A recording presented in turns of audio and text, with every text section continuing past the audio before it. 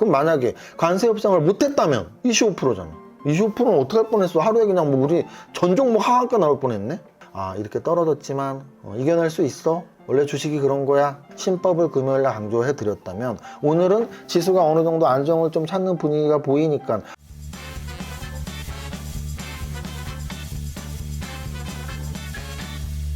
대표님, 민우 씨였어요? 멋지게 차려입으셨는데 오늘 어디 가세요? 아, 멋지게 차려입은 건 아니잖아. 오늘 사회생활 잘 배웠네. 일단 오늘은 신사임당 채널에 또 이렇게 부름을 받고 가기로 했고요. 오늘 그래서 또 머리도 이렇게 했고, 보시면은 요게 이제 제가 쓴 책 주식 투자 핵심 수업인데, 이렇게 보시면은 요 밑에 2세라고 해서 이렇게 쓰여 있습니다. 책 나온 지 얼마 안 됐는데 출판사에서 또 2세가 나왔다고 저한테 연락이 오고, 책을 또 2세 책을 두 부를 보내주셔갖고 좀 책이 팔리나 하고 이렇게 온라인 서점으로 유명한 S24 알라딘을 봤더니, 여기가 S24 화면인데요. S24 화면에서 주식증권 월별 베스트 주식투자 핵심 수업 1등으로 주식 분야 1등으로 이렇게 나와 있고요. 요거는 이렇게 주별로 바꿔도 똑같습니다. 주별로 바꿔도 1등. 그래서 S24의 월별 주식증권 파트, 또 주별 주식증권 파트에서 1등을 했고요.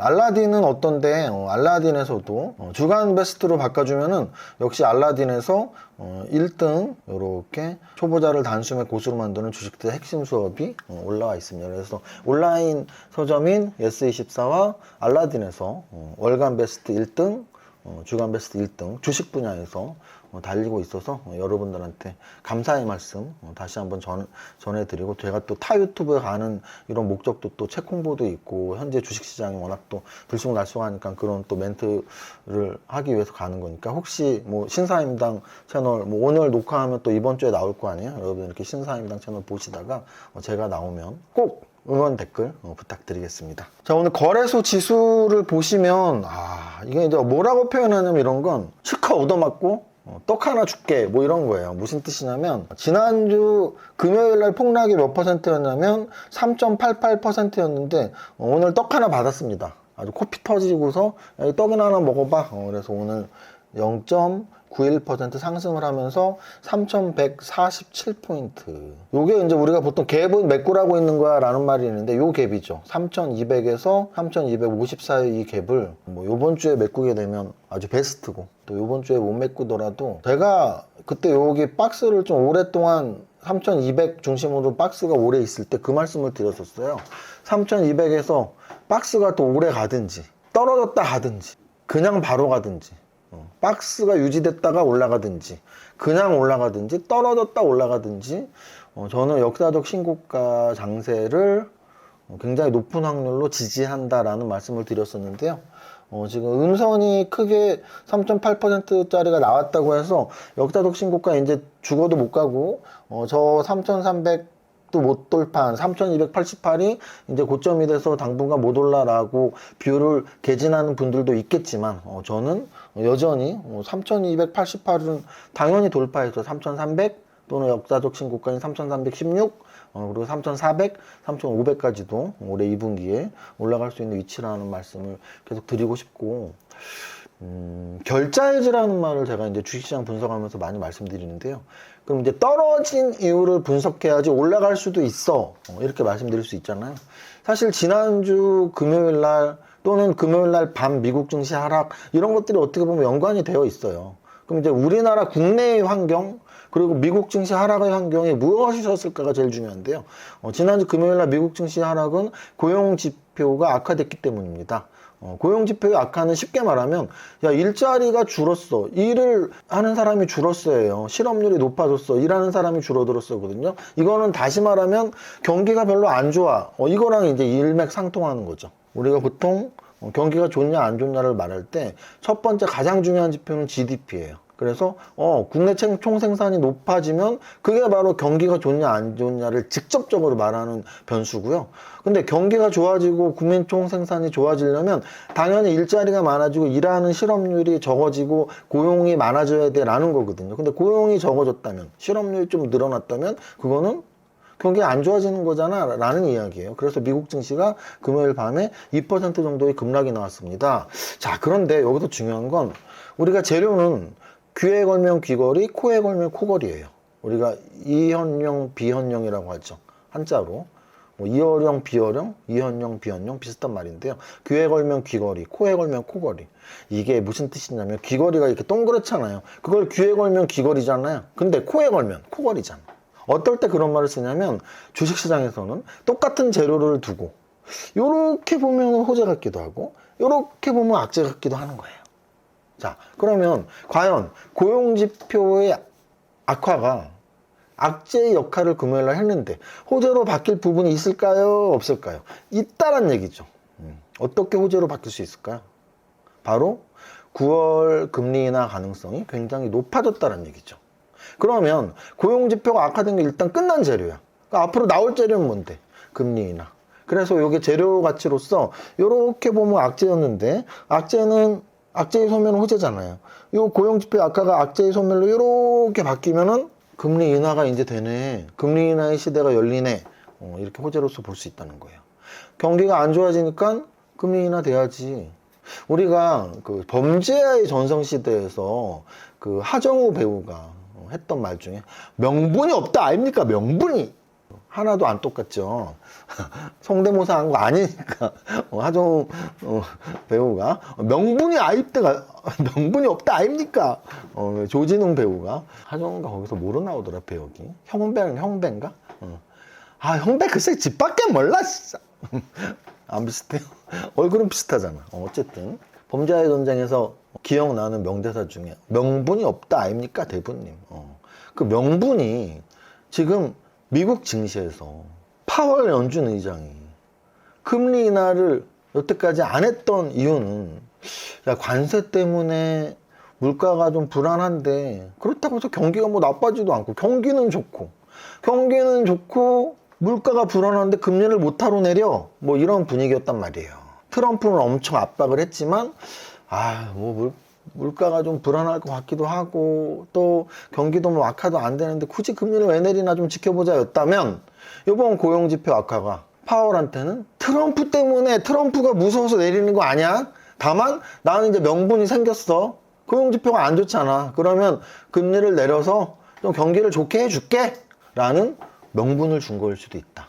그래서 재료 가치는 이렇게 보면 악재인데 반대로 이렇게 보면 호재인데 금요일 날의 고용지표 악화가 앞으로 금리 인하의 명분이 될 수 있어서 호재로 바뀔 수도 있다는 게 첫 번째 미국 증시 얘기. 그 다음 우리 증시는 금요일 날 그러면 미국은 금요일 날 빠졌고 밤에 빠졌고 우리는 그러면 금요일 날 왜 빠졌는데 미국 증시는 우리나라 다음에 열린 거잖아요. 그럼 우리나라는 왜 빠졌는데 일단 제가 그날도 말씀드렸지만 우리나라의 관세 협상이 미국이나 유럽에 비해서 자동차 쪽은 뭐 불리해졌다라고 말하지만 전체적으로 많이 불리한 건 아니거든요. 이거 여러분들 그걸 생각하시면 돼요. 자동차가 불리해지는 이유가 12.5가 아니고 15라면서요. 그럼 만약에 관세 협상을 못했다면 25%잖아.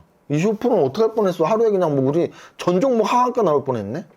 그건 막았잖아요. 그잖아요. 그래서 어찌 보면은 관세 협상 때문에 떨어졌어 라고 말하기는 좀 그래. 그러면 금요일 날 빠졌던 이유는 원래도 이야기가 나왔었지만 목요일 날 밤부터 금요일 날 아침 장전까지도 장중까지도 굉장히 구체화됐던 세제 개편안 때문이라는 일이 높다는 얘기고 세제 개편안에서 포인트가 한 세 가지가 있죠. 첫 번째는 증권거래세 원래대로 올릴 거야. 두 번째는 대주주 양도소득세 50억에서 10억으로 원래대로 또 기준을 낮출 거야. 또 많은 사람들한테 대주주 양도소득세 내게 할 거야. 세 번째는 배당소득 분리과세는 원래는 14%짜리 하나밖에 없었는데 요 구간을 정해서 14% 25% 정도로 하려고 했는데 뭐 35%도 만들 거야. 이런 거잖아요. 이 세 가지. 그래서 35%짜리 배당소득 분리과세가 생기면 대주주 또는 배당이 많이 하는 회사들이 불리하니까 일단은 불리한 업종들이 금융지주 회사들, 지주회사들이었고, 대주주 양도소득세를 10억으로 내리면 중소형주들, 특히 코스닥의 중소형주들. 이런 식으로 지금 얘기가 흘러갔더란 얘기죠. 그럼 오늘 약 1.5%의 지수 상승이 나왔던 가장 큰 이유는 정책위원장이 바뀌었다며. 아니, 바뀌기 전에 마지막 재뿌리기인가? 바뀌기 전에 왜 그랬는지 모르겠네. 어쨌든 바뀌었다면서요. 그리고 또 민주당의 당대표가 또 이제 새로 신임 선출이 됐단 말이에요. 그래서 당대표가 새로 되고 정책위원장이 새로 되면서 야, 이거 좀 우리 내부적으로 다시 재검토하자라는 의견이 지금 다수 서울로 되어 있어요. 그러면은 그게 확정이 아니었기 때문에 좀 더 주식시장에 긍정적인 이렇게 재료로 바뀔 수가 있는 거죠. 아까 고용지표 악화가 악재인데 이렇게 호재로 바뀔 수 있는 것처럼 금요일 날 세제 개편안이 악재였다면 그게 이렇게 호재로 바뀔 수 있는 여지가 생긴 거죠. 그래서 금요일 날 급락이 끝없이 막 급락이 나올 것 같아갖고 사람들이 이제 끝났어. 한국 증시는 다시 미국 증시로 가야 돼. 어쨌다 저쨌다 했는데 미국은 금요일 밤에 2% 빠졌는데 우리는 오늘 그래도 또 반등에 성공한 이유가 아직 미국 증시 가지 마봐. 아직 가지 마봐. 국내 증시 악재로 생각했던 것들이 이렇게 결자해지처럼 악재의 소멸, 호재의 생성으로 바뀔 수도 있어 라는 가능성이 열려 있었던 것이다 라는 정도로 지수에 대한 설명을 드릴게요.